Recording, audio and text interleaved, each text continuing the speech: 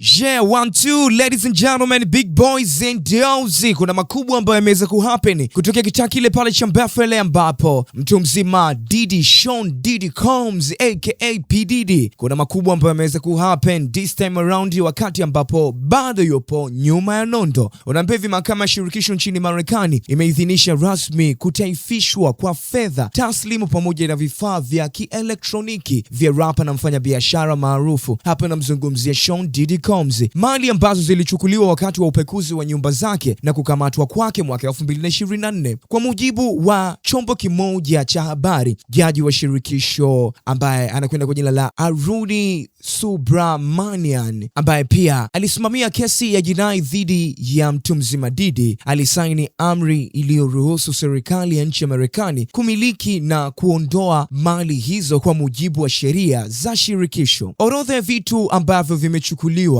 ni simu za iPhone, kompyuta pamoja na iPad, hard drive pamoja na vifaa vingine vya kuhifadhia taarifa, fedha taslimu kiasi cha dola za Kimarekani 9,000. Fedha hizo ziliripotiwa kukamatwa katika hoteli ya Park Hyatt iliyopo New York tarehe 16 Septemba mwaka 2024, siku ambayo Diddy alitiwa mbaroni na maafisa wa shirikisho. Pia unaambiwa kwamba hakukuwa na pingamizi mahakamani. Nyaraka za mahakama zinaonyesha kuwa baada ya serikali kuchapisha taarifa ya kutaifisha mali hizo, hakuna mtu aliyewasilisha pingamizi ndani ya siku 30 zilizotakiwa kisheria. Kutokana na kutokuwepo kwa madai ya umiliki au upinzani wowote, jaji aliridhia ombi hilo na kufanya uamuzi huo kuwa wa mwisho. Nikukumbushe tu, Diddy alikumbwa na hiki kisanga cha kupigwa bonge moja ukaguzi kutoka kwa hili shirikisho mwaka 2024, ambapo nyumba zake zilizopo sehemu kama Beverly Hills, California pamoja na Miami, Florida zilivamiwa na maafisa wa usalama na kupiga upekuzi huo uliokuwa sehemu ya uchunguzi mpana uliohusiana na makosa kadhaa ya jinai. Baadaye alikamatwa mjini New York na kufunguliwa mashtaka mbalimbali yakiwemo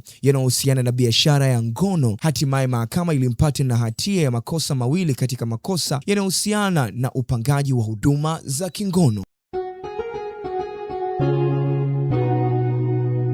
Kasako Media, tunaangazia maisha, tunaandika kesho.